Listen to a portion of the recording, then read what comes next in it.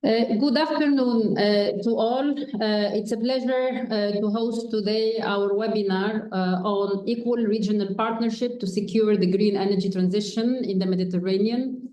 This webinar is part of our series of webinars and mainly to launch a study that we have jointly developed with the Bertelsmann Stiftung. And also this webinar is co-organized with the Bertelsmann Stiftung.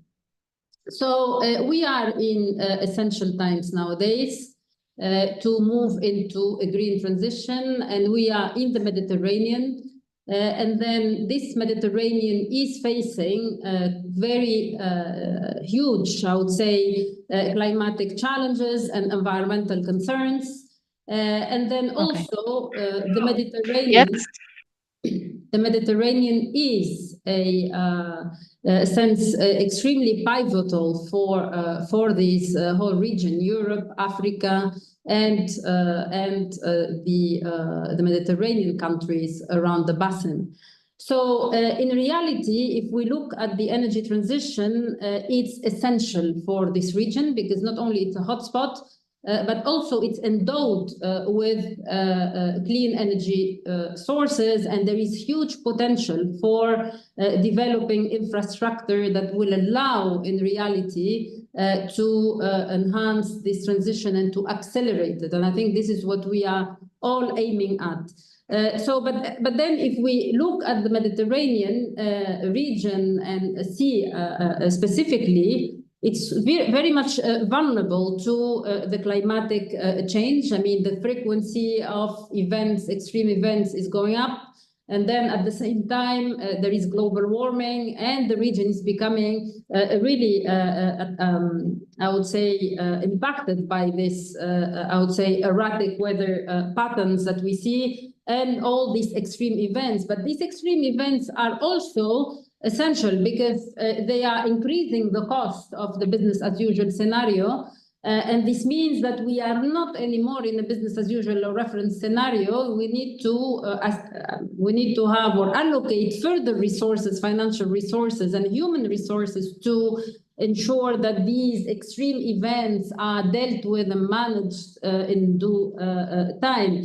And then at the same time, this gives the urgency to, in fact, shift towards sustainable energy sources, and it becomes really emergency responses, not anymore a business that we can do with time and we take our time, but this is really a pressing need to transit, in fact, and mitigate those effects of the climate change on agriculture, water, biodiversity, and where, in fact, millions of people in the regions are depending on. So in reality, if we think about it, the Mediterranean is endowed not only by fossil fuels, and we need to move from the fossil fuels business model to clean energy sources models to embed in our economies and societies.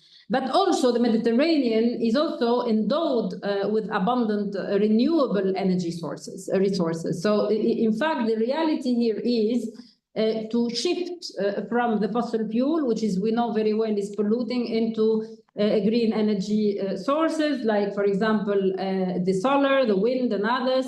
And this also presents tremendous opportunities for energy production, and also technology development between both shores of the Mediterranean and beyond, and potential for technology transfer, and also potential for equitable and just transition. So it means that we could aim over time to include all the populations, all the segments of the economy into this green, clean transition. And I think this is all profound. It will change how the Mediterranean will look like, hopefully, in the next years to come, and also to mitigate and adapt at the same time to climate change, and to revert, in fact, these challenges that we are dealing with. And at the same time, obviously, this will increase job creation, will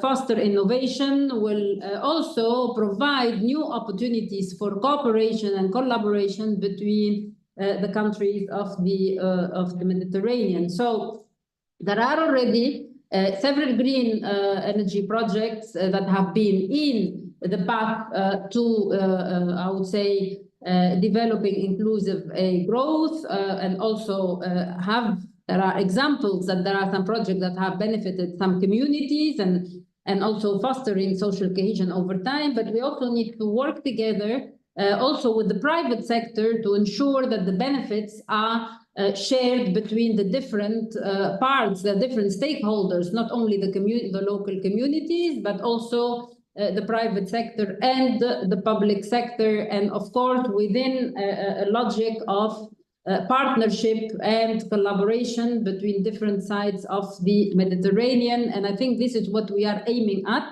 Of course, this process has to be fostered, accelerated. And I think this is why what motivated us, together with Christian and all the colleagues who have participated to this exercise of work, and it was emanating, in fact, from a workshop that we have done together in July, together again with the Bertelsmann Stiftung, with Christian, with Stephanie, and also with my colleagues who unfortunately may not be with us today, Sarah and Elena, but also we have Yagane with us today, who will share the study conclusions with us. So since July, we have been working together to work for the study, which is published already on our website, but also the Bertelsmann Stiftung website, which gives really a clear idea on the discussion that we've had, also the policy recommendation that we came by. It was really a collaborative exercise. We have had some consultations with the different stakeholders. And then we today are very happy to discuss with high-level experts from different organizations, from the European Union, from the Union for Mediterranean, from the Ministry of Economic Development of Germany, and from academics, and with Christian again with us, and with Rekri, with Jawed, on this aspect that we are, the conclusion of our study. So really, it has been a great journey. Christian, thank you very much to you, to your team, for this great opportunity. And then in reality, you will see the study on our website. It's freely accessible to everybody. And then without further ado, I would like to give directly the floor to Yagane to share with us the main conclusions of our study. Yagane, she's a senior researcher at the Euro-Mediterranean Economic Association, where I am here now today in the office. And Yagane has been working a lot on transition, blue and green transition. And I just give you the floor now, Yagane. So please share with us the main conclusions, and I'll be back. Thank you very much, Rim, for the introduction. Can you see my screen? No. Okay. Let me try to share my screen again. Okay. So can you confirm that you see my slides? Yes, perfect. So thank you very much for giving this opportunity to share with you the main results of this very interesting study.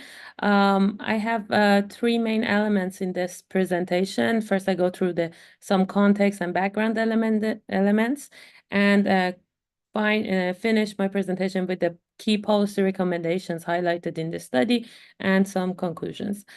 So as Rim mentioned, this study can be downloaded from Bertelsmann Stiftung's website and EMEA website as well. And of course, it's much more detailed in the study itself. I'm going to highlight some key points and be very brief on that. So let me start by highlighting that according to the works by the International Energy Agency, in order to achieve the goal of limiting the global temperature rise within the 1.5 threshold, degrees of Celsius threshold, we are still very far behind, and we need to invest a lot on clean energy. And this also goes through investing in energies that prevent emissions, as well as those who help to capture the emissions. And once we look at the emissions overall, there is a huge disparity in terms of emissions. Over half of the world's emission come from the most affluent, 10% most affluent population. And also like 50 least wealthy contribute to only 7% of total emissions. So as you can see, it's a huge disparity. There is high potential for renewables in the South Mediterranean and Africa, as we mentioned, with this stable solar capacity year-round and having optimal conditions for solar photovoltaic. At the same time, in the South Mediterranean region, we have a high cost of capital. And the need to foster investment is a crucial step towards integrating more green technology in the region. And EU has a huge role to play in this regard. Therefore, the dialogue on green technology is a fundamental element for sustainable development because it helps and acts as an equalizer in international relations, but also a catalyst for increasing disparities. There's one interesting figure I wanted to show is about the Europe and Africa energy consumption. And here you have like the decomposition of the energy consumption in both continents. And some striking figures you see here is that both continents, Africa and European Union, are still very much reliant on oil and gas and coal. So those who are contributing to the CO2 emissions. And so we have still a very long way to go. But also we see there's a discrepancy, like in Europe, we see that renewables and clean energy are getting some ground. Still oil and gas is dominant. Another important striking fact is that Africa's consumption is being markedly lower than the EU's. So you have the energy consumption in numbers, and if you also take into account the demography of each continent, this is even more striking because the population of EU is 450 million, and in Africa is 1.4 billion. So imagine it's 3 times higher. And the energy in consumption in Europe is way higher than in Africa, like I would say 3 times more. So this also raises the question of access to energy and being deprived of energy and energy security as well. So now let me move to the next point about the strategic partnerships and different challenges that are happening in the EU green transition. So the first fact we know about the EU is that EU is a net importer of energy. So 78% of its energy is sourced externally in 2020. So energy strategy is inherently external, has an external dimension. Also, European Green Deal is a pioneering initiative towards climate neutrality. However, there is this Green Deal diplomacy, which is subject to a lot of criticism. Some consider it as a modern manifestation of European resource imperialism or exploiting climate crisis for profit under the guise of moral investment intervention. So this needs to also be sometimes tackled. And there's an ambitious new agenda for the Mediterranean, which is anchored in the principles of the European Green Deal that has 3 main pillars. First of all, extensive deployment of renewable energy and green hydrogen production. Second is enhanced interconnectivity of electricity systems. And the last pillar is the development of infrastructure that promotes energy efficiency. In terms of funds, there's lots of funds available, and one of the main measures ones is economic and investment plan, which has not yet been implemented, but for the Southern Neighbourhoods. And there is also one very important initiative is a Repower EU initiative, which was launched after the outbreak of the conflict and Russian invasion of Ukraine in 2022. And the goal is to reduce the EU's reliance on Russian energy through enhanced energy sufficiency within the Southern Neighbourhood players, having a pivotal role. So these are all potential routes for South Neighbourhood collaboration to grow, and in terms of energy and renewable energy production. So if you look at the South, in order to unlock this energy potential, there are a lot of challenges and opportunities. Let me give or highlight several ones. First of all, as Ree mentioned, there is high solar and wind potential, but it's very expensive to be installed. We need to have a lot of investment to be carried upon. And what is happening in the region and in many similar economies is that these economies are hindered by high cost of capital, which is also exacerbated by risks like currency fluctuations and regulatory uncertainties. And I don't even talk about the high level of debt and government deficit, which is also contributes to this high interest rates and unavailability of capital. So very much investment is needed, but it's not available. Also, Mediterranean region is a hotspot for climate change, so very vulnerable in terms of extreme temperatures, escalating sea levels, water shortages, droughts, so on. And it is estimated that the temperature rise in the Mediterranean would be 3 times higher than elsewhere.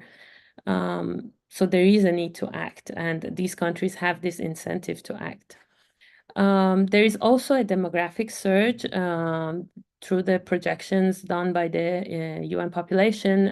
We see that the population is growing, and that would mean to an escalation of energy demand. In terms of renewables, they constitute only 15% of Mediterranean energy mix, so there is a huge room to improve. And energy strategies are they vary very much between different countries, influenced largely by their roles in the global energy market. For instance, Algeria, which is an oil exporter, has, I think it's the 7th country in terms of resources, in terms of gas. And so the strategies are different from the other countries, such as Morocco and Egypt, who are net importers of energy. And what we observe that in Morocco and in Egypt, there are lots of initiatives for investing in renewables. For instance, in Morocco, we have Noor Ouarzazate, which is the solar complex, and which is counted among one of the world's most significant solar power plants established. And in Egypt, we have the Gulf of Suez wind power project, which is very huge project, and there is a lot of investment carried out. It's not launched yet. But so we see that in terms of policies, their approach is quite different, and there is no unified green transition agenda in the region, unfortunately. Also, there is a risk of prioritizing exports opportunities over domestic green energy consumption. So that should be also taken into account. And UEFA Ministerial Declaration on Energy places substantial focus on renewable integration, but the energy ministries also acknowledge the Southern Neighbourhood roles as a dependable provider of liquid natural gas. And so we need to have a clear strategy. In terms of strategies that could be mutually beneficial for the Southern Mediterranean and the EU, there are 4 main areas that are identified in this study. First of all, promoting regional integration and interconnection, which is actually by increasing integration and connection of power grids, expanding market access and economic interaction, strengthening communication and cooperation. The second area is enhancing ecosystem preparedness. This can be achieved through its diverse range of financial instruments, that are tailored for external engagement, EU could play a very important role in alleviating investment risks associated with the energy transition, and also contribute to enhancement of the ecosystem and preparedness. Third of all is de-risking investments. EU's framework and initiatives offer significant potential to de-risk investment in the renewable and sustainable energy projects within the Southern Neighbourhood. And that can be facilitating access to the funds and enhancing projects' alignment with sustainability goals and so on. And the fourth area is prioritizing a just transition, ensuring that the equitable distribution of benefits among both shores of the Mediterranean, and to tackle the existing disparities in energy access. As I said, in Africa, we have less energy security, and also sometimes one criticism that is applied to the projects is that these renewable energy plants are very dependent to natural resources such as water. And in the countries that those resources are scarce, this may not be a very good idea to develop such projects. So the study finishes with 3 key policy recommendations. First of all, to strengthen the tools available and coordinate with the international and regional players. So EU possesses a wide range of funds available, and those funds can be also dedicated to the Southern Neighbourhood as they are, but there is room to improve that, and also make sure that private sector is involved, because only public funding would not be enough for energy transition. Second recommendation is fostering innovation capacity building and knowledge sharing. This is very key, and some existing frameworks within the EU, such as Erasmus Plus, could help.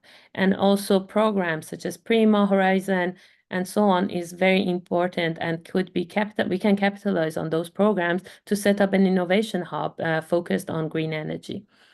Third recommendation is to implement policies to ensure a just transition. We need to protect lives and livelihoods of locals and indigenous communities, and make sure there is no pressure to the natural resources such as water that are key for the development of those groups of population.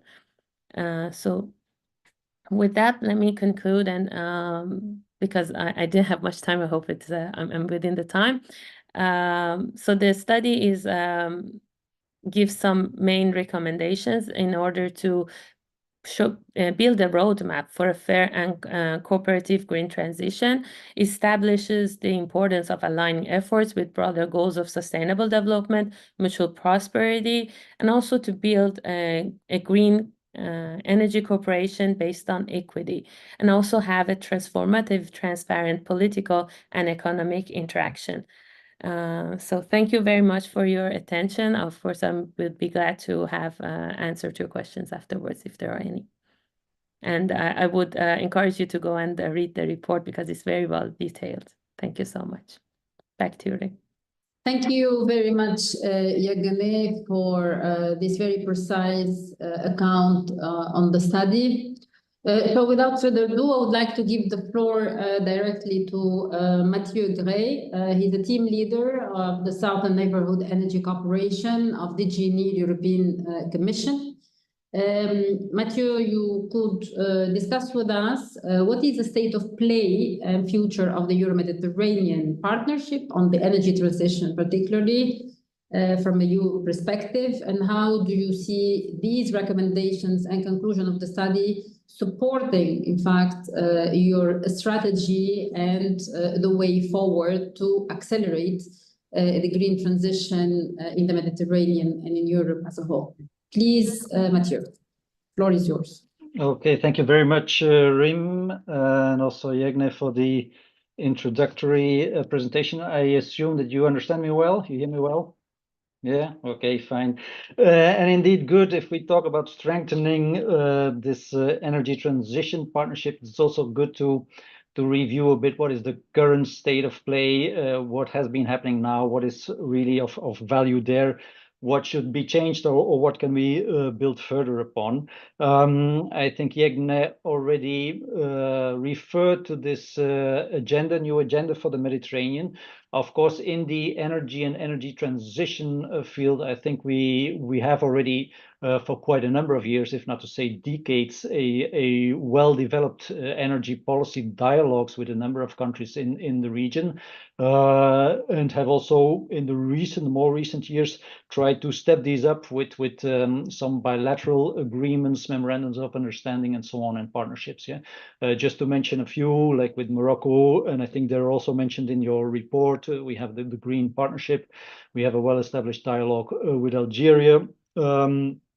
With Egypt, there is the MOU on green hydrogen and so on. So I mean, that's for the policy dialogue frameworks. I think there is a good basis to work further upon. Of course, in terms of the relationships, I think you also have to distinguish a bit between, and I think this is also already referred to in the report, between those countries which, let's say, in the fossil fuel-based economy had a particular position and were like suppliers, or still are major suppliers to the EU, whereas a number of countries in the region are just as the EU importers, and have also from that perspective an interest in the green energy transition, namely to lower energy bills, to lower the influence or the impact of energy imports on their trade balance.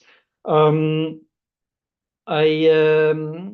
think also it's good to remind that even if we have a number of also regional platforms, and Ines from UFM is here, we have also seen in the past that sometimes concrete progress on concrete projects, interconnection projects, is quite difficult, and we have seen, let's say, a bit more traction in a number of the bilateral dialogues, even if the efforts in also regional platforms certainly have to be continued and valorized as much as possible. You mentioned also in your presentation, Yegne, the EIP, and I think also it's good to flag there that in fact already quite some of these instruments, financial instruments that the Commission have, or really deployed in energy transition projects with the Southern Neighbourhood, and for this I'm very happy. My colleague Cyril is in the call or in the meeting, because he has much more experience and knowledge on what happened on those fronts in the past years and recently. But you mentioned also as a flagship project the Noor Ouarzazate in Morocco.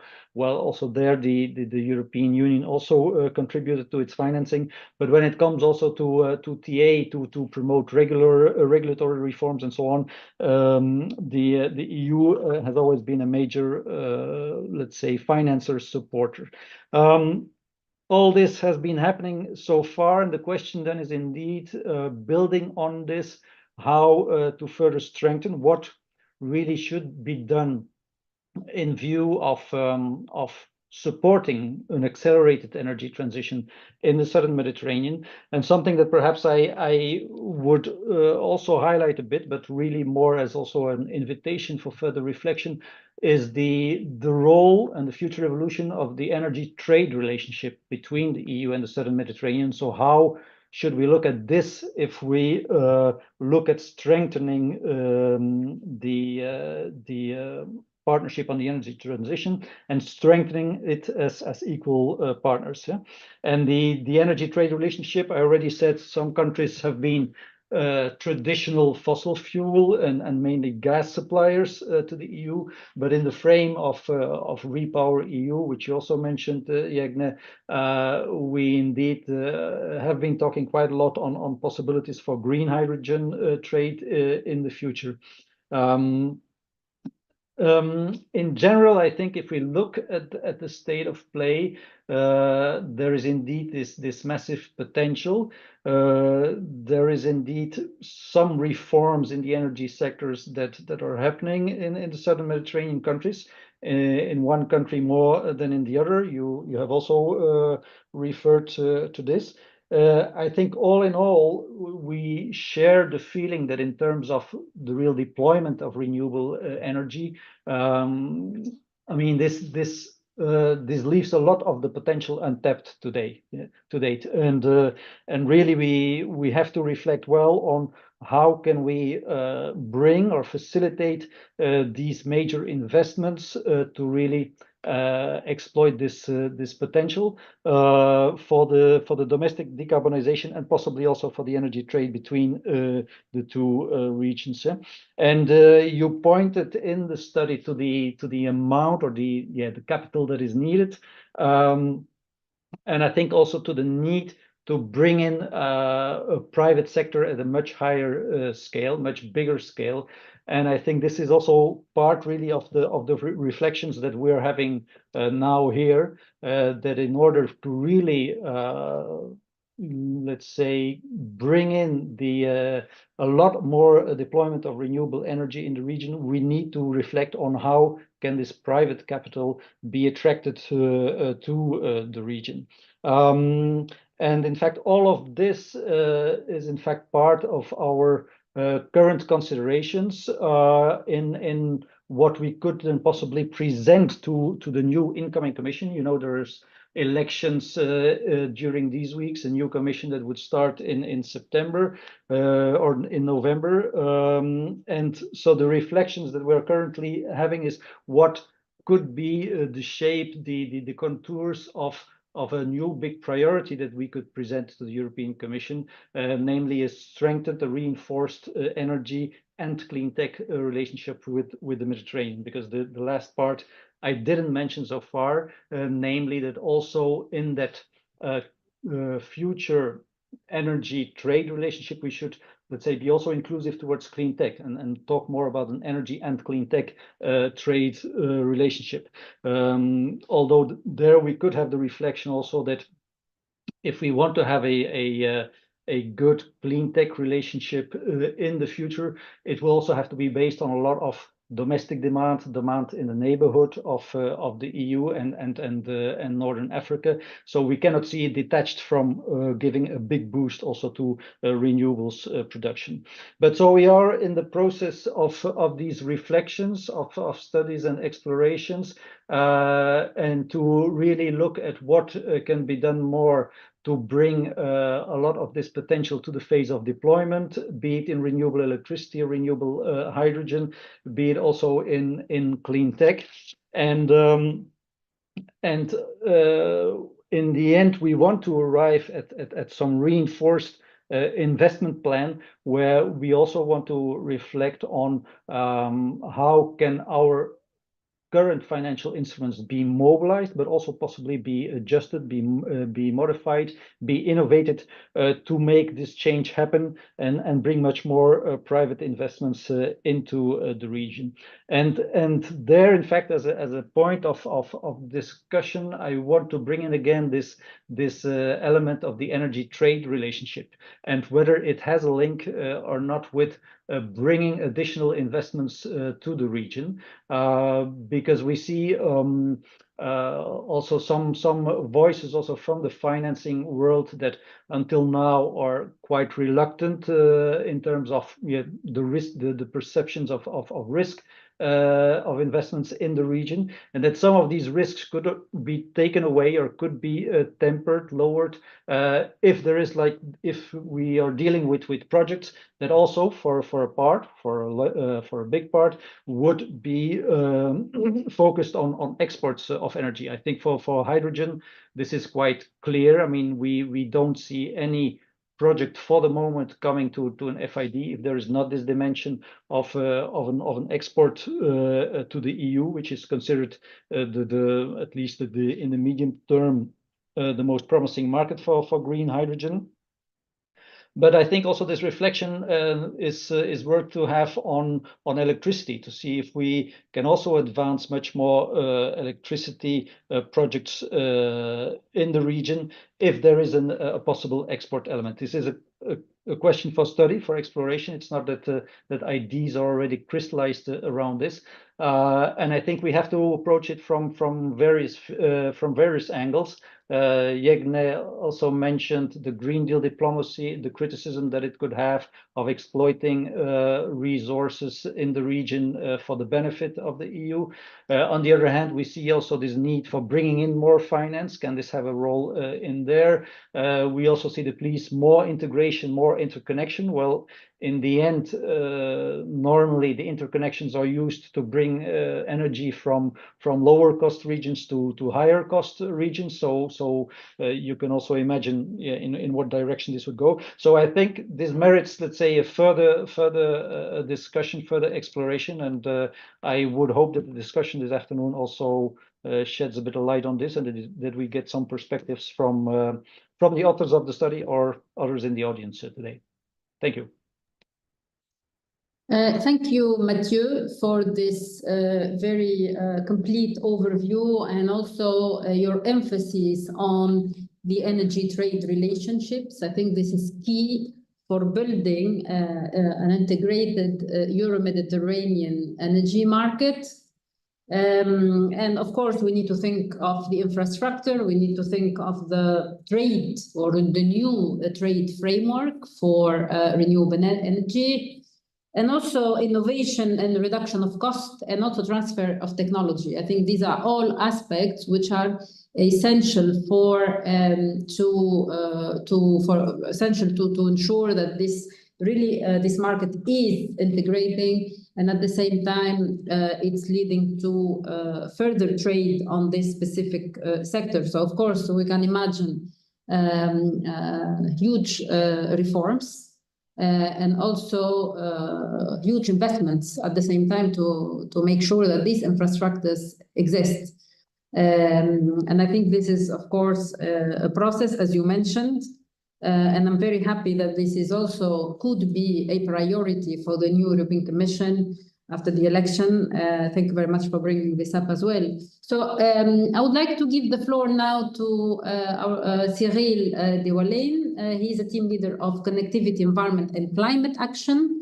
And he will give us a view from, of course, again, the Southern Neighbourhood, but the EU action to support energy and climate action at cities level and beyond. So please, Cyril, the floor is yours. Thank you very much, Rim. First of all, I would like to thank EMEA and the Bertelsmann Stiftung for this very good paper being drafted, and also for the occasion that we have today to discuss this very important topic. Well, you have very rightly highlighted in your paper that the green transition is and has to be an opportunity for climate change tackling, but indeed we have to focus on and concentrate on the just transition, where we have partnerships that are, let's say, promoting equality, and where we see that the needs are well identified and the aspirations are met in an equitable manner. You also rightly pointed out that in terms of greenhouse gas emissions, the MENA region is emitting quite a low percentage of the global emissions worldwide. A bit less than 8%. And I also appreciate that the previous speakers also mentioned the important demographic growth which is expected in the Southern Neighbourhood region, which has to be embedded into the analysis we all make on the topic we talk today about. Previous colleagues also highlighted the issues with the high cost of capital, the issue of regulatory uncertainties, the political instability as well in the region that we also embed in our daily analysis and action in the region. So indeed, an obvious link between climate change and energy. So we need for action in terms of mitigation, but as well on adaptation, in particular in this region, which is very sensitive to climate change. And I would say that it's very important as well, not only to look at the supply side, the big Ouarzazate or the Benban fields, but also to look at the demand side, and to try to promote energy saving measures, not only in the key sectors like industry, where, for instance, the EU has already developed in the past years many programs in collaboration with international financial institutions, but also in sectors like building and transport. And here I have to say that in the paper, I think it could be worth mentioning an actor that does not, let's say, appear too much in your document, which is the role of the cities and the municipalities. Which is why when I read the paper and then I discussed a bit with the people organizing this seminar, I wanted to have a very short focus on this dimension, I would say. Well, I think it's widely acknowledged that the authorities have a very crucial role to play in regards to climate change. Because they are closer to the citizens, and also because we believe that they are very well placed to lead and to pilot new solutions that are appropriate to the local needs. Of course, this comes in addition to whatever, let's say, the national authorities are doing. But I think it's really important to also look at what we call this meso level that play an important role, that could play an important role in climate action. This has been already recognized by the EU in its adaptation strategy that was published in 2021, and I invite you to have a look at it on the internet. And you also are aware certainly about the initiative, which is the Global Covenant of Mayors, that was in fact initially it was initiated by the EU, I think 20 years ago, and which now become global, where in fact the cities around the world are encouraged to increase their climate action and their energy saving measures. And from the EU side, in the Southern Neighbourhood and around the Mediterranean, we have developed in the past 10 years some regional programs that support the cities in, I would say, entering into the pathway of the Global Covenant of Mayors. So we have a program called ClimaMed, which is rather famous, I would say, in the Southern Neighbourhood. We have another program called Climate for Cities, on which I can invite you also to have a look at on the internet. The idea being that this technical assistance support the municipalities in drafting their SECAPs, so the Sustainable Energy and Climate Action Plans, which can then help building some bankable project that could potentially attract climate finance for the implementation of part of the whole, let's say, SECAP itself. At the moment, with our programs, we have developed 69 SECAPs, which cover 92 cities in the region, and we hope that this, let's say, initiative will be able to replicate and to have a small snowball effect in the region. But as I said, it's fine to design a plan, but then we have also to support in terms of implementation.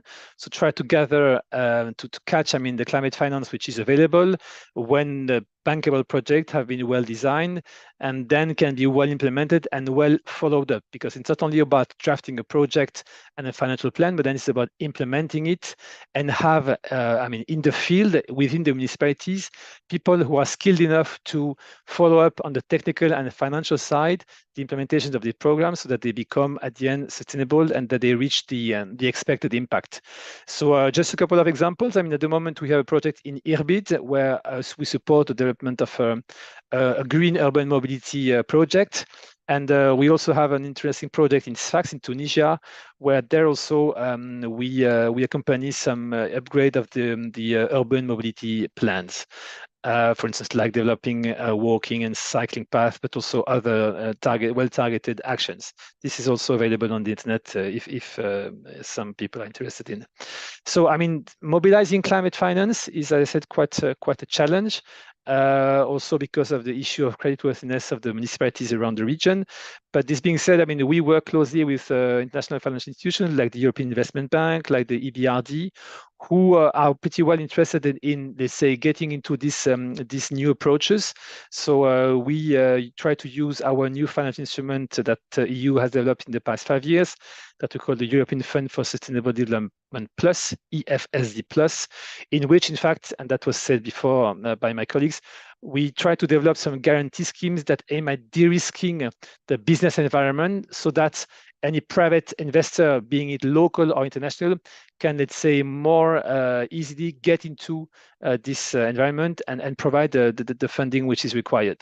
So we do not only count on the public financing and on the EU grant, but we try to mobilize increasingly the private sector and the private funding into these endeavors. So working on the technical assistance to also increase the capacity of the key stakeholders, working with the financiers to try to gather money around the plan that have been designed. Well, it's we haven't started 10 years ago. It started, let's say, materializing in some countries, in some cities, and we hope that this will deploy even more in the coming years. Very briefly, another project that we have just signed now with the UNCDF, so United Nations Capital Development Fund, which is called Local, where in fact we will support the UNCDF in implementing this mechanism, where in fact the grants that we provide are distributed to the cities through the national fiscal systems.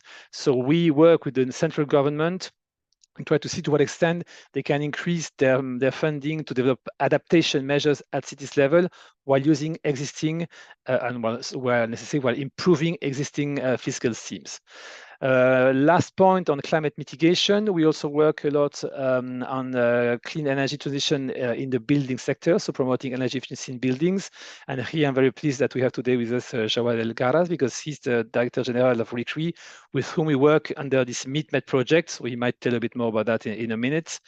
Just to conclude, I think I would like to quote the IPCC special report on global warming, because they say that the city may be the powerhouses of ambitious mitigation and adaptation measures that are hard to legislate and implement at the national level. So we really want to concentrate, and also work with this new set of actors, I would say, because we believe in their possibility and their power to let's say, activate climate change and climate action at the local level. So I thank you very much. And as I said to you, Rim, I have to apologize. I have to escape now for 15-20 minutes, but I'll be back around 4 for the continuation of the seminar. Thank you very much. Thank you, Cyril. You really gave a very nice view on, first of all, it is not only about supply, this is also about demand. We need to foster the demand to ensure that this green transition is accelerated. And also, you put a focus on the role of cities and municipalities. I think this is also essential. Also at the Euro-Mediterranean Economists Association, we have a project on community for living areas, which is this Interreg program to foster the capacity of cities and find innovative solutions to accompany, in fact, the energy transition, but also to find new innovative ideas to accelerate and to have green living areas. Because at the end of the day, it's not only about a specific subsector, which is energy or renewable energy or energy efficiency. It's also about enhancing this whole thinking of energy transition to all the citizens, so everybody can take a role in it. So it's really a multi-stakeholder engagement at all levels of the cities and the areas, not only urban, but also rural. And I think this whole idea about fostering further projects to ensure that there is a clear strategy, not only top down but also bottom up, on fostering a climate finance for adaptation and for mitigation at the equal footing. This is not only about adaptation or mitigation, but mitigation and adaptation at equal footing. And sometimes I think that we need to really also put further focus on adaptation. Thank you also for mentioning the role of guarantees and de-risking. I think this was one of the key recommendations in our report, and the technical assistance that should be continued and accelerated at all levels. And thank you for mentioning this, because again, the demand side needs to be really educated to go further and to accelerate the transition. Thank you for being with us, and we'll see you in a bit. To continue our discussion, I would like to invite Jawad El-Garaz. He's the Executive Director of the Regional Center for Renewable Energy and Energy Efficiency for the whole region. So I give you the floor, Jawad, to share what is your view, one, about the, of course, overall, what you see in the region, and second, what are the, I would say, the scenarios that you see. Of course, we are not in a simple region such as the Mediterranean. And what do you think about the recommendations of our study? Jawad, please. Thank you very much, Reem, EMEA, and Bertelsmann Stiftung for having me, and RICRI. Thank you very much. And once again, also, I joined the previous speakers to congratulate you for the study. Very interesting insights. I think, as you know, the energy sector is not an affair only of engineers. So economists also have a lot to say and to contribute to the reflection on the energy transition acceleration, in particular in such a very complex region as you described it in the Mediterranean. From a RCRE perspective, the Regional Center for Renewable Energy and Energy Efficiency, as you know, we are an intergovernmental organization. We have 17 governments on board. We are a technical arm of the League of Arab States. We work closely with the government of the Arab countries. At the same time, we have the Mediterranean dimension. We are the co-animator of the UFM working group on renewable energy and energy efficiency, together with Medener. I know in the Mediterranean we have framework like offered by UFM. Probably Ines will talk about more later. So there is the platform on renewables and energy efficiency. There are others. The one MedTSO on the transmission, operators, and the one MEDREG on the regulation authorities in the Mediterranean, and OMIC on the gas and also hydrogen. I think they are complementary to each other, and it's good to develop a good synergy and cooperation between the different working groups and also all the other actors, including EMEA and others in the region. You mentioned in your study as a main recommendation, the third one, for example, community engagement. So this is very much needed. And I can tell you the example that mentioned by Cyril, the MeetMed project. MeetMed is a DGNIR funded project on energy efficiency in the building and appliances. One of the things that we developed in the framework of this project is what we call the Mediterranean Sustainable Energy Investments Forum. The idea is to gather the key energy stakeholders, the decision makers of the energy sector in the region, together with the international financial institutions, local banks, and to develop a sort of dialogue. So in order to boost the access to finance that you mentioned as a first recommendation. So obviously, one of the main challenges is access to finance. And the other recommendation regarding capacity building is also very much needed. In the framework of this Mediterranean Sustainable Energy Investment Forum, we gather all these stakeholders, and we do actually develop capacity building. For the local banks, for example, they need the capacity building, to see or to valorize opportunities in energy efficiency, for example, in the building sector. From the other side, also a capacity building for SMEs and entrepreneur and local community to also know about the bank's product and the green finance opportunities that are existing and that are could be reachable. So from one side, the finance exists. We have what was mentioned also by Cyril, the climate finance. So we have GCF, we have many other climate funds.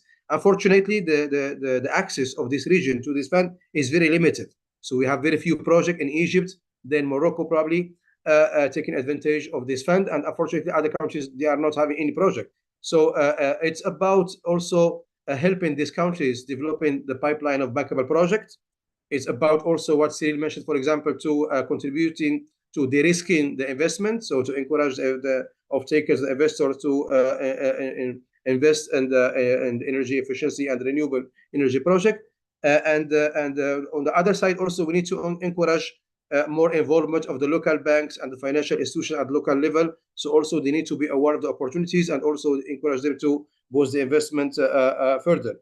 When it comes to the potential, obviously in our region, the South Mediterranean at least, so as you know that we are talking about almost 3.5 terawatt of potential of solar. We are talking about almost 180 gigawatt of potential of wind.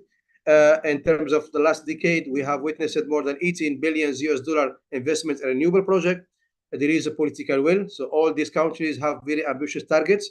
In Morocco, we are talking about reaching 42% of the renewables in the mix of energy by 2030. In Egypt, we are talking about 42% by 2035. And they are now updating it to accommodate also the project of green hydrogen. So probably we can reach 60% by 2030.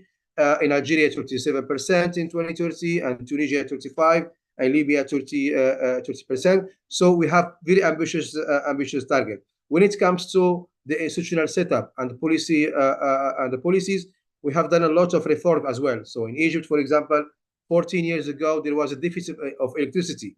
And then we switched it to a situation of surplus, and including, exporting electricity to Jordan, for example. So here I can also highlight the importance of interconnection. Egypt is interconnected with Jordan, with Sudan, Libya, and there is obviously the interconnection that is planned with Greece and Cyprus. So at the level of the Arab region, we have the Arab electricity markets. And GCC, for example, they have their interconnection ongoing. And in our region, so there are plans of this of operationalizing this interconnection. The interconnection between Morocco and Spain or Portugal, or between Tunisia and Italy. These are important because we're in line with increasing the capacities of renewables. We need obviously to invest in infrastructure to accommodate these renewable capacities, and also to give flexibility to this grid if we operationalize the interconnections. Now, with the green hydrogen, coming into the let's say the geopolitical picture, obviously also all the countries are starting developing the national strategies. It was announced in Morocco. They announced also their roadmap or Moroccan offer, where they offer like 1 million hectare of land to the off-takers to develop green hydrogen and green ammonia project. Land for renewables, wind and solar, and also for desalination project. In Egypt, the same. So they launched the green hydrogen strategy, and they are offering a lot of incentives. And also they did a reform to the regulatory framework to actually to encourage the off-takers to invest in green hydrogen project. In Morocco, we invested like almost $13 billion to start producing 1 million ton of green ammonia by 2027. Obviously, this production, big part of it will be planned for exportation to the European markets. So here the importance of taking advantage of the current infrastructure, eventually the gas pipeline, but also we need more infrastructure, but also at the level of ports and infrastructure in general, so to develop what we call Green Hydrogen Valley. So in terms of opportunities, there are immense opportunities, obviously, in the region. So there is a place for energy diplomacy, and the relationship between the EU and the South Mediterranean country is essential. And the role of players like EMEA and intergovernmental organization and many other players is important to really to mainstream this relationship towards concrete project and towards financing project, helping to finance project, but also to develop this kind of project. Capacity is much needed. So in your report, you mentioned Erasmus Plus, for example. I think it's very important. Actually, we started seeing, for example, some masters on green hydrogen. There are very few. So I think it's very important also to encourage such programs where we develop capacity building for officials of the ministries, but also for the next generation of youth who are gonna operate and manage big energy infrastructure. In RICRI, for example, we developed together with GIZ and International Berlin P2X Hub sorts of guidelines for our member states in terms of developing their national green hydrogen strategy and their regulatory framework, and also incentives to encourage off-takers to invest in green hydrogen. But also we developed a training for trainers in Jordan last October. We invited representatives from all our member states to attend this training. Obviously, this is not enough. So we need more of capacity building, etc. In terms of energy transition, definitely. So in Dubai, we announced tripling renewables by 2030 and doubling the energy efficiency effort by 2030. I was 2 months ago in Athens with many other Mediterranean players, and we announced 1 terawatt of renewables in the Mediterranean by 2030. It looks very, very ambitious, but it's not impossible. We have only, we are 6 years left, but obviously that means a lot of investment, but also we need to boost heavily the international cooperation between both shores of the Mediterranean. And if we need really a just and inclusive energy transition, definitely we need to engage the communities. We need to engage civil society organizations. We need also to work at local level. Cyril mentioned this, the city and the local authorities level. This is very important because at the city level is where we can really manage the resources in a more concrete way. We manage the data and we can take, decisions and policies based on evidence, science evidence, and data. And this regard, obviously, is important also to adopt the nexus approach, the water, energy, food ecosystem nexus. So energy sector is required for desalination plants. So in view of the water scarcity in the South Mediterranean, in Egypt, in Morocco, for example, we have more than 20 projects of desalination plants in the pipeline.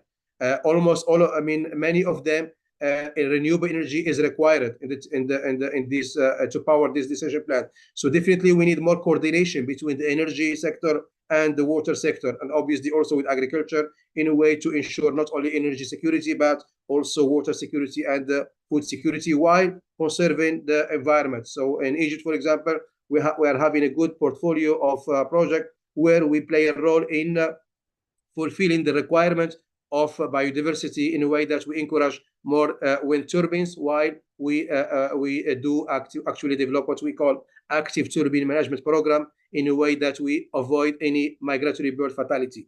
So a lot of obviously to say in this regard, but again, I find your study very, very interesting. Your reflection and the recommendation are very important. I think they need to reach the decision makers. I mean, as RECRE, we can definitely promote the insight of your studies to our member state in our next BOT meeting, probably next month. And definitely there are some other aspects that need to be, developed further, but I'm sure that you are having also in mind to develop more aspects related to how to reach the just transition. How can we really make the benefits of the shift into a green energy transition benefits all the layers of the society and not part of the society, and also involving them from the beginning in the planning and training them. For example, in the Gulf of Suez in Egypt, we are actually training the local population on monitoring migratory birds. So it's a way also to involve them in the project that we are developing. So thank you very much. I will be happy to elaborate more or respond to any question. Thank you very much. Thank you very much, Jawed. I think you gave a very nice, comprehensive view on what is happening on the South Mediterranean. And I think I can see clearly that there is a lot of move toward green transition at the domestic level. I think this is also an imperative for the South Mediterranean countries to reach the renewable targets and to, I would say, move from the extractive type of economic models to more, I would say, sustainable and regenerative, even if we want to call it regenerative.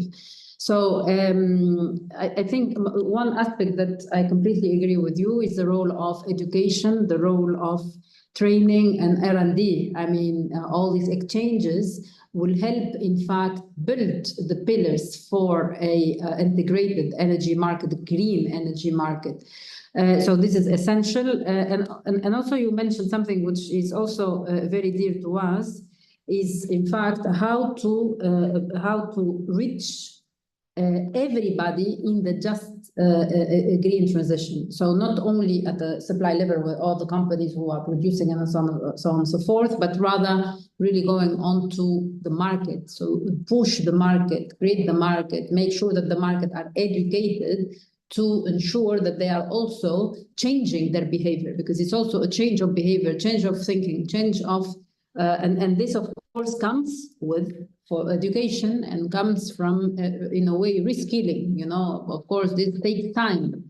I cannot stop asking, you know, a question before I go to the next speaker, who I will give next floor to Anne. But before going to Anne, I want to ask you the role of the digital transition, you know, the role of the platforms, the digital transition into accelerating the green transition. So how do you see this? Yeah, thank you very much, Reem. Digital, transition is, I think is, we living in an era of artificial intelligence and big data. So this is we saw during the COVID that many plants were managed remotely. So definitely investing in digitalization and having platforms and shared data is very essential. So we cannot really manage something without having the right data. So I think this is something that's lacking. For example, in RECRE, we collect data from our member states and we develop what we call AFIX, Arab Future Energy Index. Is a sort of indicator where we assess the progress of our member states in view of their target of renewables, energy efficiency, and access to energy. IEA, they have their data, IRENA as well, and many others. But again, the issue of data is very complex, because sometimes it's not easy to convince, some government to share or the officials to share the data and the validated data, and then develop aggregated data and the right indicators to really lead the analysis and the decisions in the energy policy. So digitalization is important. There are a huge effort in the South, I think, in the last years, but I think we need to do more. And I think, I mean, some platform will be really very, very useful. I mean, to give insight on many aspects of the especially the economic data. So we lack, I mean, to convince decision makers on some decision, we need really to see the economic data. Now we are talking about green hydrogen. I mean, we are talking about 7 to 10 euros a kilogram. So it's still not yet there yet. I mean, the technology needs to be to progress much more in order to take it down. But again, to calculate these aspects, we need really validated data, and we need to share data in order to I mean, to go to this digitalization energy era, and where we can really I mean work with more energy efficiency and more renewable energy deployments. Thank you, Jawed, for mentioning this economic data. I think at the Euro-Mediterranean Economics Association, this is really what we're trying to do, collect data, make data speak on the transitions. And why I talked about the role of digitalization, because we could go further onto the green transition as an educative tool, and everybody could be using this type of, you know, every individual, every citizen could have a kind of a score, right, to see to what extent they are accelerating also the green transition. We can think of different applications. And this also brings me to the role of startups, to startups to,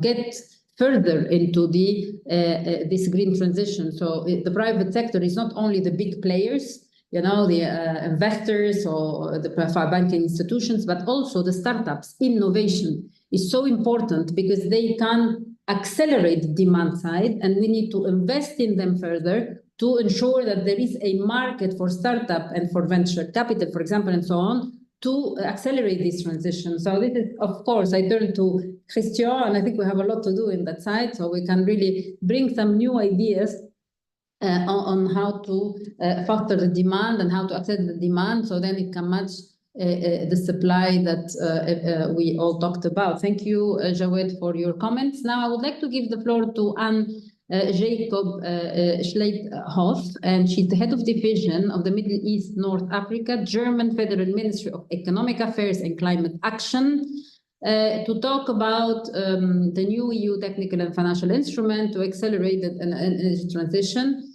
I know that Anne had some challenges in the connection today. So Anne, would you be able to connect, or we have our backup plan with you? I don't hear Anne. Anne, can you connect? Do you hear us? So maybe, Christian, we go to our backup plan. Yeah, our backup plan is that Anne Jacobs was so kindly to send me her remarks, and I will shortly present her remarks.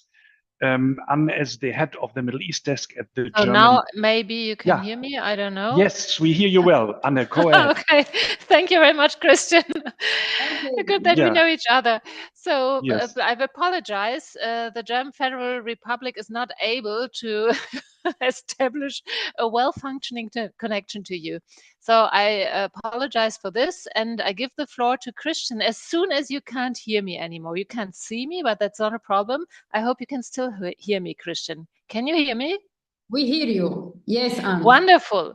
So, dear Professor Ayadi, dear speakers, dear participants, I will make it short. And dear participants of today's webinar, thank you very much anyway for inviting me to this online session.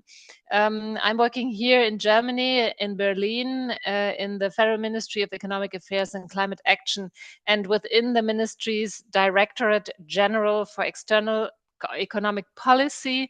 I'm head of the division for the MENA region. So I'm responsible for the work of our ministry in the MENA region. And it's a great pleasure for me to contribute the perspective of my ministry to your debate, or to our debate. I think the joint paper by EMEA and the Bertelsmann Stiftung is an important contribution to the discussion also in my ministry. We strive for bringing together, as everybody else, decarbonization and security of energy supply and these efforts even intensified following the Russian war against Ukraine. So we want to decarbonize and diversify our energy supply, hence the MENA region, as we were told already. And the countries of the MENA regions are gaining relevance in our foreign energy policy and trade policy. And I couldn't agree any more with the report when it states that cooperation on renewable energy initiatives is a strategic opportunity for the EU to expand and enhance its relationship with the southern neighbors. The report thoughtfully elaborates on the EU and the MENA perspective. Let me emphasize that the German federal government, Germany as a whole, as a member of the European Union, shares this perspective. The future trade of decarbonized hydrogen and renewable energy, electricity, has a strong European dimension for us. The transport corridors for green hydrogen and renewable electricity will pass through southern EU member states. Reflecting this, we are hosting jointly with the Greek government this year the second MENA EU Future Dialogue, MEFED. Maybe some of you remember that the first edition took place in 2022 in Jordan. This time it will take place in September, beginning of September in Greece, in Thessaloniki.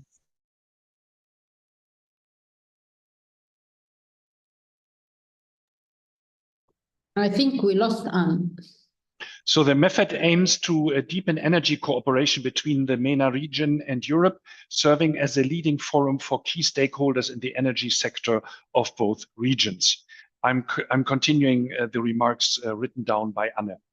The MEFED 2024 in Thessaloniki focuses on building momentum for accelerating cross-regional and cross-border infrastructure development by fostering the dialogue between countries, their governments, regional and international organizations, as well as the private sector, infrastructure operators, and financial institutions. This dialogue initiative can also be used as a platform for private and public sector memorandum of understandings and announcements on cross-border infrastructure projects. Anne then wanted to shortly give EU member state point of view, speaking her ministry's instruments in order to foster energy transition cooperation between Europe and the Southern Neighbourhood. The German government is also employing innovative technical and financial instruments to accelerate the energy transition in the MENA region. We, the German government, maintain intensive bilateral climate and energy partnerships with 10 countries in the Middle East and North Africa regions, 4 of them in North Africa, Morocco, Algeria, Tunisia, and Egypt. The later Egypt being a hydrogen partnership as well, and 6 in the Near East and Gulf region: Israel, Jordan, Saudi Arabia, the United Arab Emirates, Oman, and Qatar.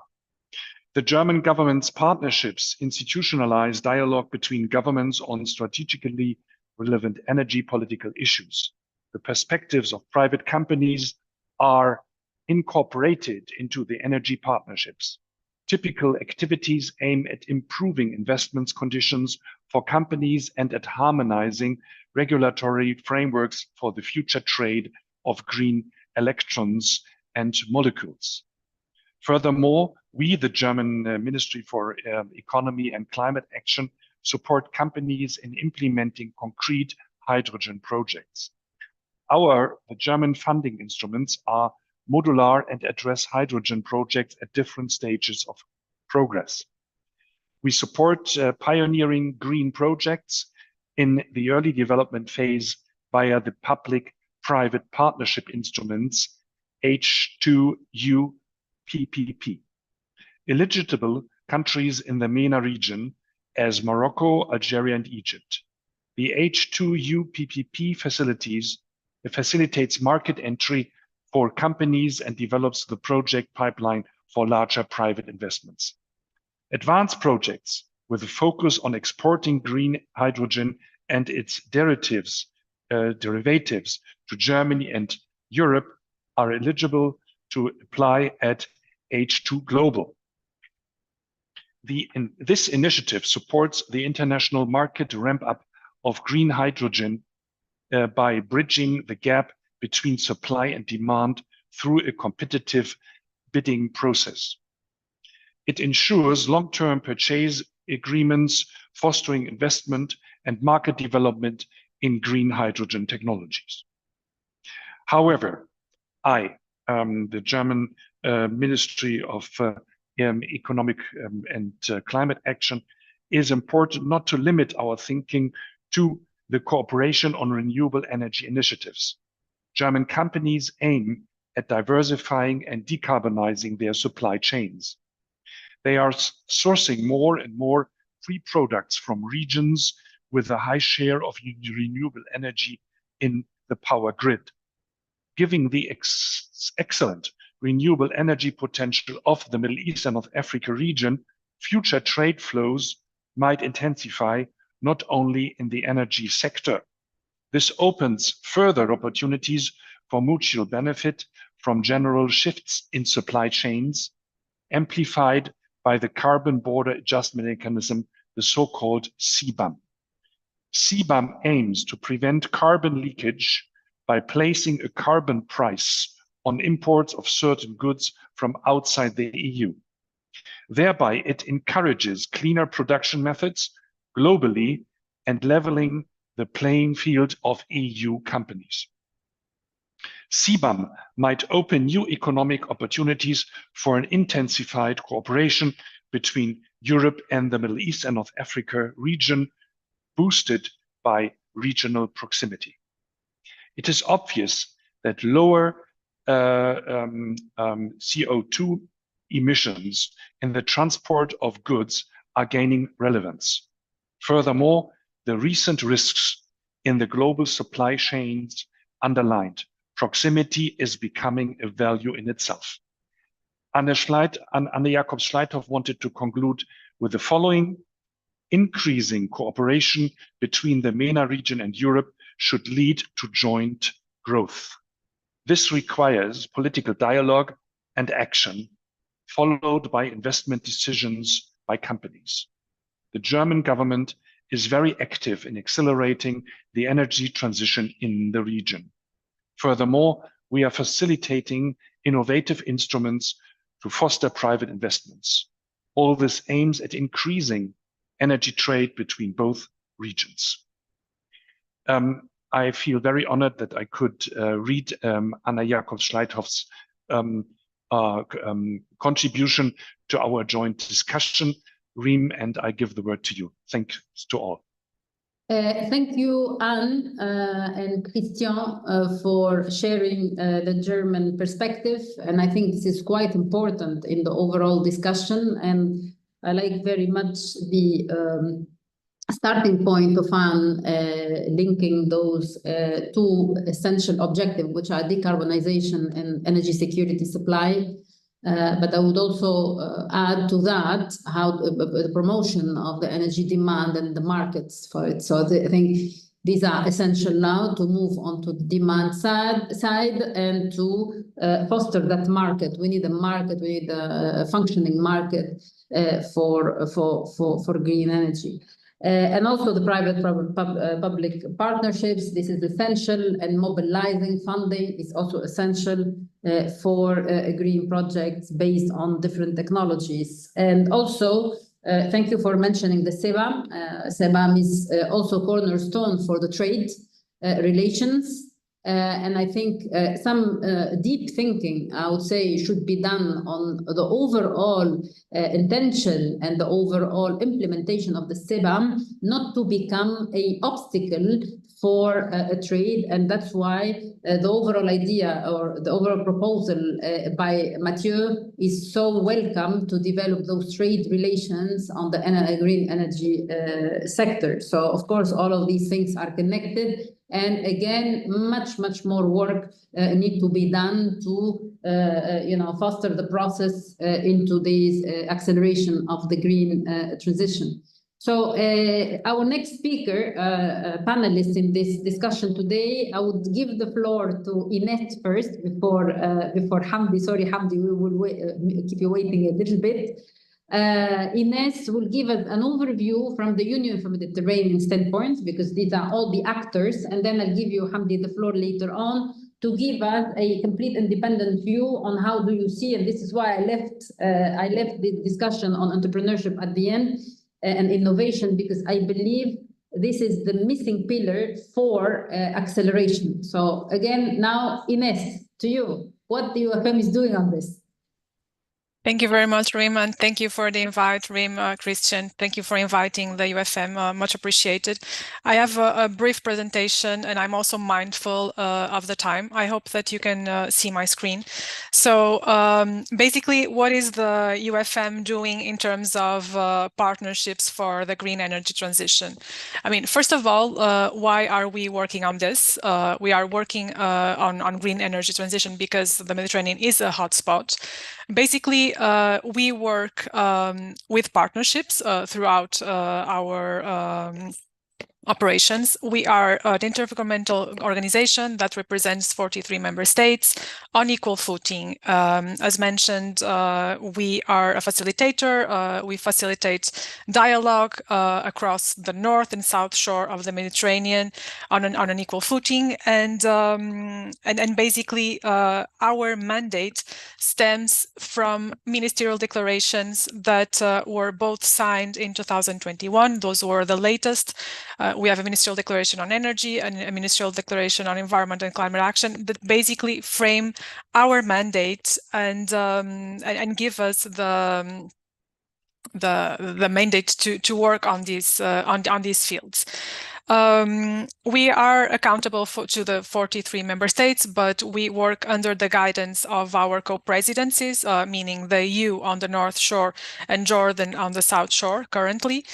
In terms of the ministerial declaration on energy and the one on climate action, they are currently, it has been 3 years. They are being also in the process of having a midterm review, but basically they foster a regional cooperation towards energy security and low carbon transition.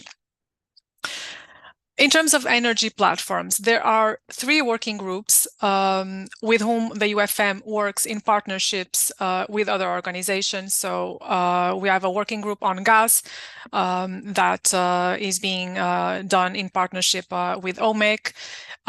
This working group was recently amended to include emissions abatement and hydrogen. We have another working group on regional electricity market integration with METIESO, with MEDREC. We have a working group on renewable energy and energy efficiency that Jawad has also mentioned, and with whom we work in association with RECRI.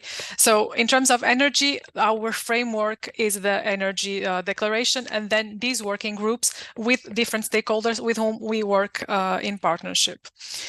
We try to mobilize the region in terms of meetings, annual meetings, both of public sector, but also of private sector stakeholders. So in terms of the public sector, our annual meetings, they were usually called the energy platform meetings or the climate change expert group meetings, and they were rebranded for Green Week.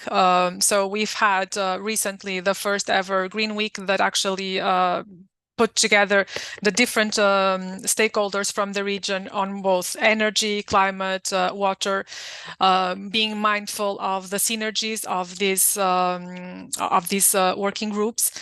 And these working groups are always shared by the co-presidency, by the EU, by Jordan, and they are attended by our line ministries, so focal points from the ministries of either energy, climate, to discuss topics of common interest. The latest one was a few weeks ago. It was in the end of May, and it gathered 150 participants and stakeholders.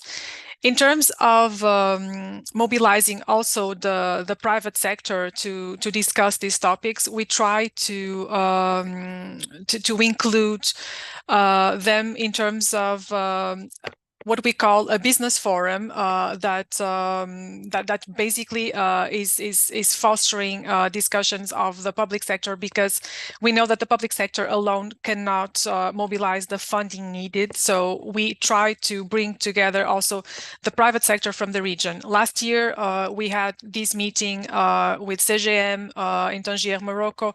This year, we're trying to organize it back to back with RECRI in Cairo later in October. So this is another approach that we have also to foster partnerships with the private sector.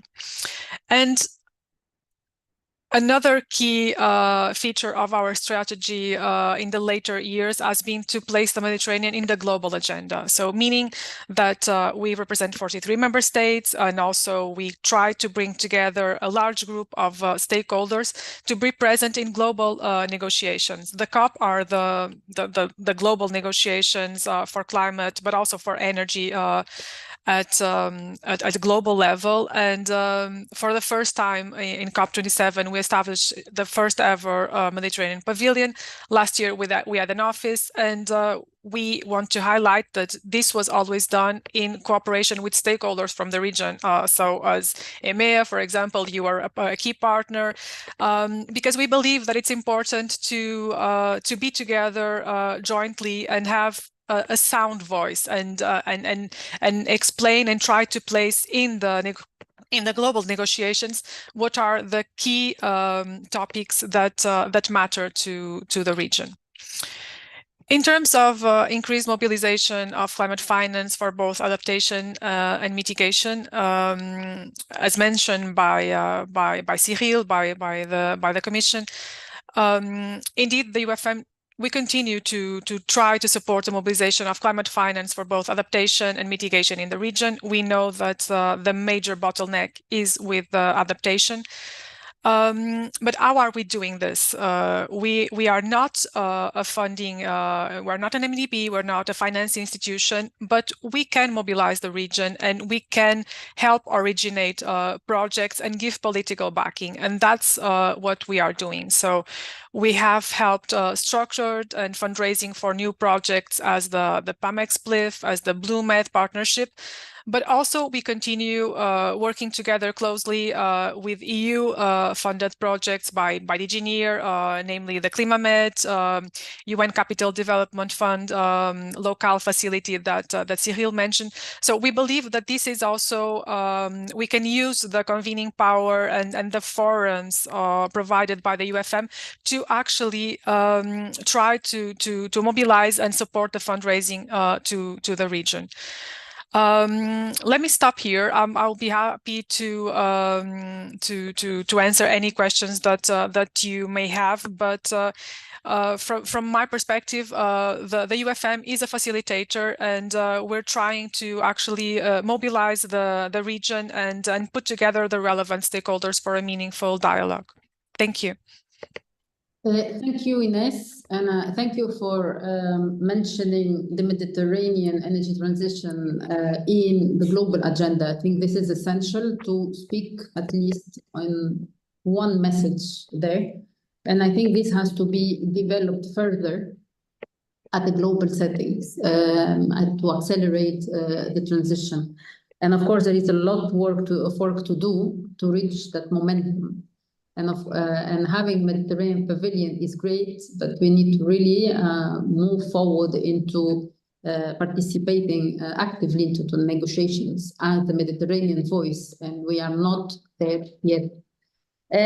So without further ado, I see the time going. I would like to give the floor to Hamdi Abdelati, who is an expert on entrepreneurship innovation in the energy sector, academic. So he will talk to us about, okay, what do you view based on what you heard and what can be added, and what is your view about the study? The floor is yours, Hamdi. Hello, Reem. Hello, Chris. Thank you for the invitation. Being the last speaker, I don't know how much can I add to the valuable insights just said by all participants and speakers. But I really like the study, and I will just add additional insights from my perspective, being based in Germany, and also as an Egyptian who has Egyptian blood running in the veins.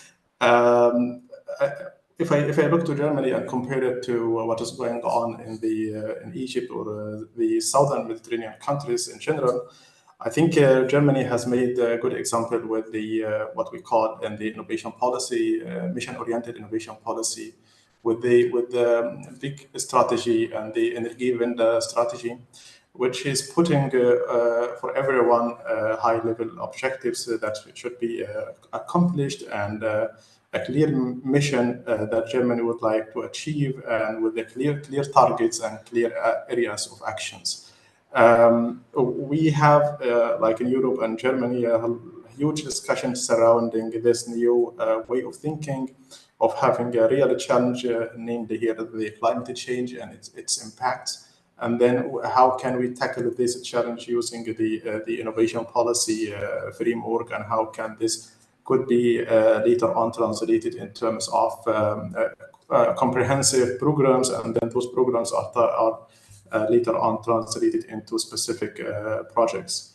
Here, where I'm sitting here in Cottbus right now, as an example, it's an East Germany area lagging behind in terms of infrastructure, and was the main, they call it the Lausitz area, was the main area of coal mining and the nuclear powers.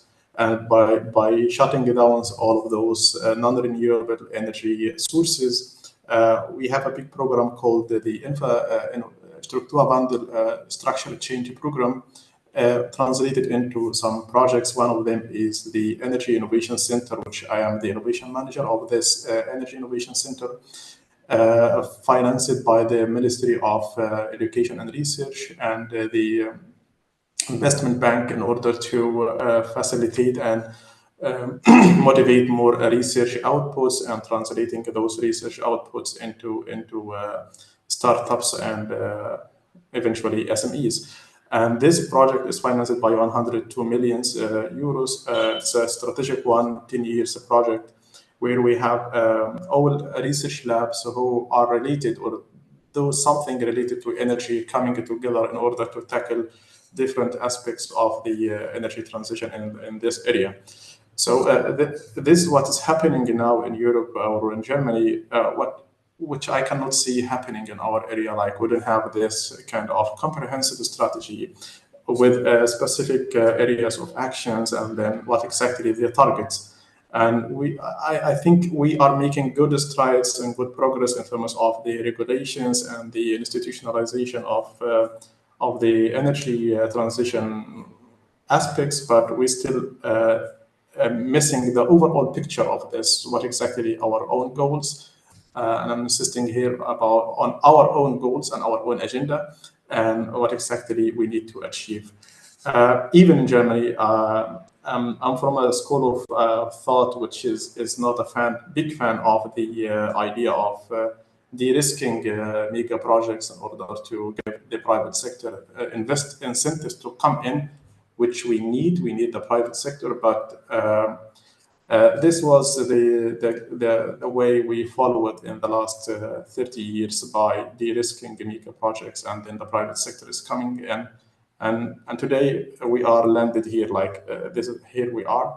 And I think that in the mission-oriented innovation policy, we need more dynamic public sector, and more active role of the public sector, not just in framing the regulations, or like framing the context, but also the public sector should be able to, because we need public sector investment, as we just said, Reem. The demand-side policy is basically based on the public procurements and the uptaking of the new technologies, and the public sector must be involved with, but the public sector doesn't have these dynamic capabilities which we have in the private sector. So the solution now is to de-risk those projects, and then invite or incentivize private sector to come in and take it over, and then private sector is only focusing on making profit and moving forward. And I'm not against the private sector, but I am against the idea of just de-risking and then making it a piece of cake for the private sector to take it over. Maybe you can discuss this point later on. When it comes to Egypt really had made a good progress in the strategy level. At least we know now that we are targeting by, as Jawad just said, 2035, 42% of our power should be coming from the renewables. And we see a lot of, I would say, noise right now about investment in the renewable energy sector. I just named some of them. Egypt is targeting to invest $2 billion per year until 2030 in the renewable energy infrastructure. And one of the main booming sector is the green hydrogen, where Egypt also is holding a very strategic position and has a very good potential in order to be kind of one of the main producers of this. And it targets like $40 billion investment in the green hydrogen. Last week, Egypt is just allocated 6 million square meter land for 7 renewable energy international consortium. None of them is coming from Germany or Europe, unfortunately. I think there is a Norwegian one, but Chinese consortium, Canadian consortium, and others. Egypt also designated 42,000 square meter for a green hydrogen project, basically getting it to give it to Scatic and other companies. So from my perspective as, I would say, a young guy coming from Egypt, what we are missing now is to the social dimension of all of those investments. I mean, a simple example that we are witnessing this cut off of electricity every day nowadays. And even they raised it from 1 hour, 2 hours, 3 hours in Egypt. And if you see that or you hear that we have a very big investment in the power and renewable energies, and you see the electricity is cutting off, you you don't like to hear anything about that because at the social dimension, the impact is simply not there. And if we have private sector and we are targeting all those sustainability related agenda, and I would add to that, we need a responsible investment that put the social functions of any investment in the beginning before we put profit and revenues. And that's my fear that when it comes to discussing the role of the private sector.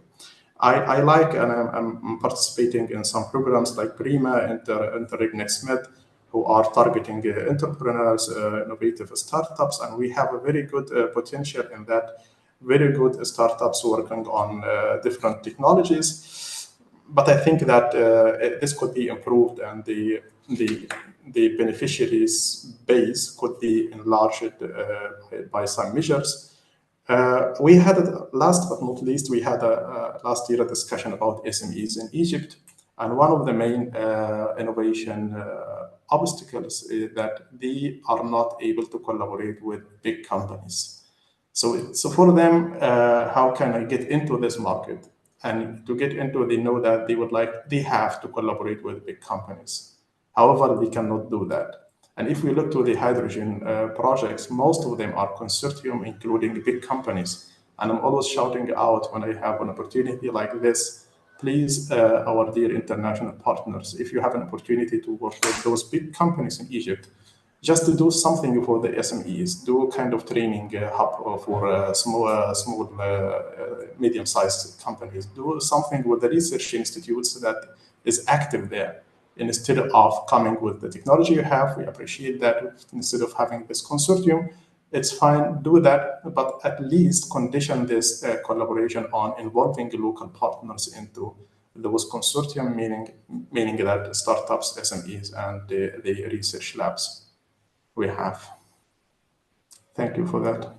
Thank you, Hamdi, for reminding us of the downside. And I think there are a lot to thank you for reminding this, and also the potential for SMEs, which are in a way excluded from the process. So before I give the floor to you, Christian, I know the time is pressing. I see that there are 2 questions from the audience.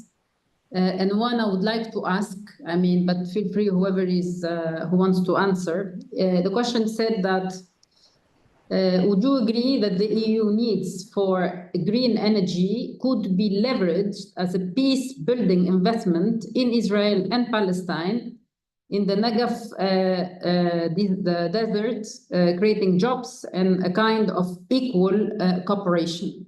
So this is one first question. And the second question actually is from Jawed. It's about which are the other projects planned by the European Union to foster the demand, the energy demand, particularly in energy sufficiency and efficiency, as of course the energy demand is growing and so on.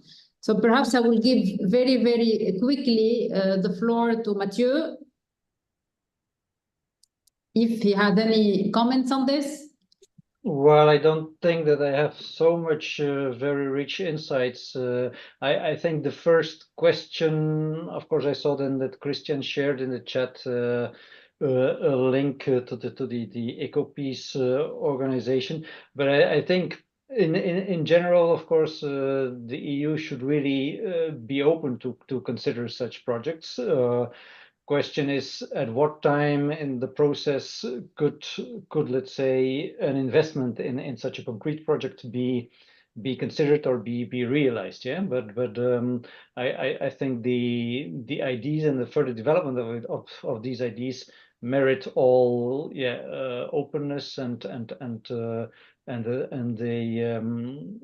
close follow-up of what would be possible at which stage. I think on the energy efficiency, I saw some answer already in the chat also by Jawad, I think, no, and I think also Cyril mentioned a couple of projects in that sense. I think in the region we have a number of programs running with the EBRD, also with the AFD, and then more in the western part of North Africa.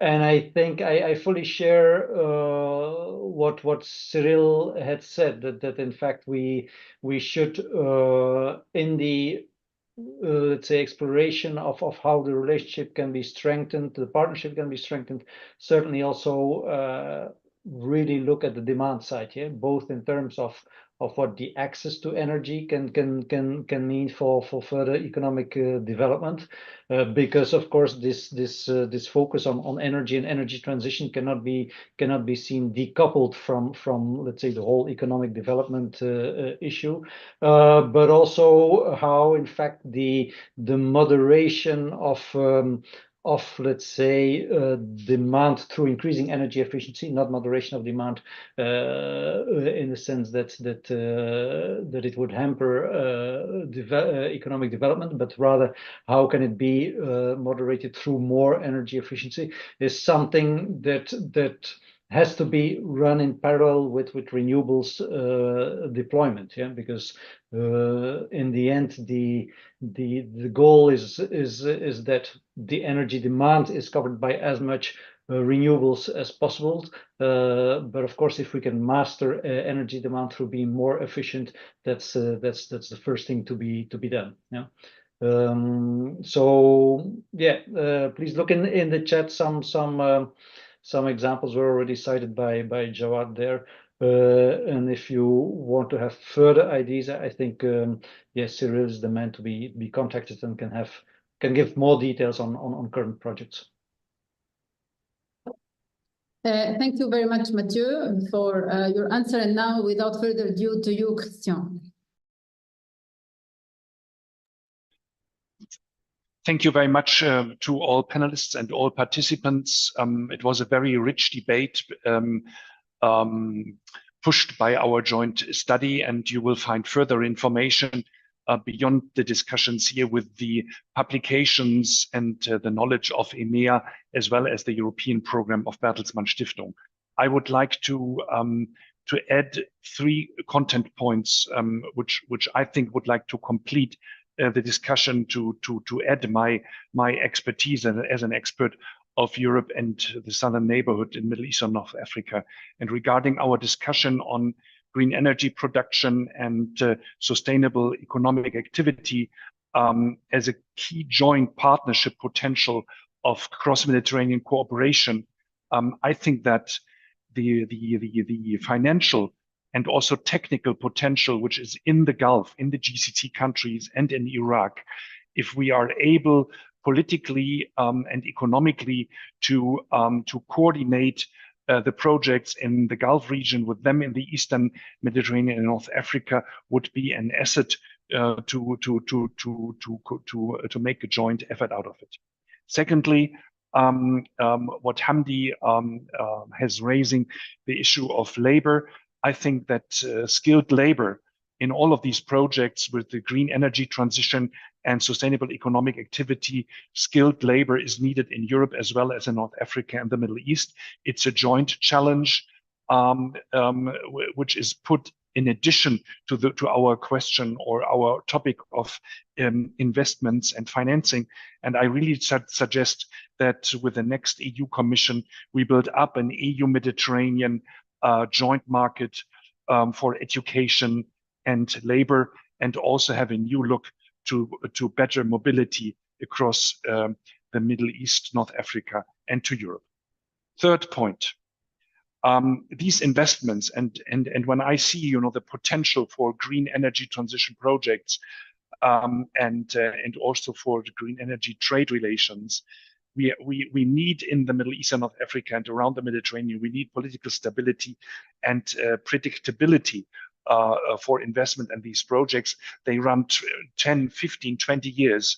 So the conflicts in the region, and there are so many conflicts and wars in the Middle East, North Africa, the conflicts need to be not just managed now, they need to be solved.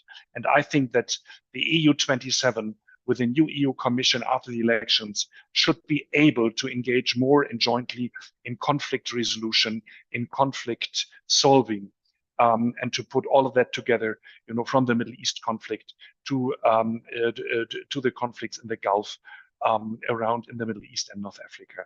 And if these three things, protecting climate, solving conflicts, and creating jobs go together, and they are interconnected, we can take a little contribution to strengthening EU Southern Neighbourhood relations, the imperative of equal partnerships in the green energy transition. And so I come back to the title of our study and thanking on behalf of the European Program of Bertelsmann Stiftung for the joint study, for our discussion efforts, and for today's online event.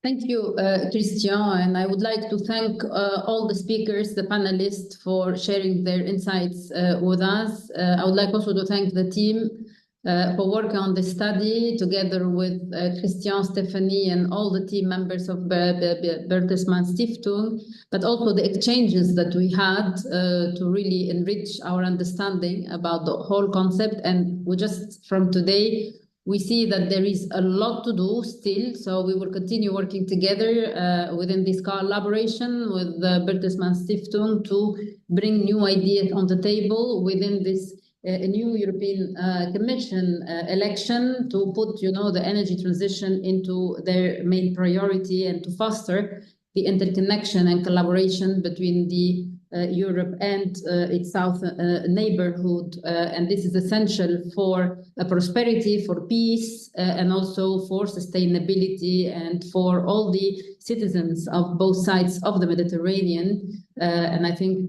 this is practically what we are aiming at going forward with all this new thinking of the green energy future. So we need to have a common green energy future built on equal footing and equal partnership and just and equitable transition.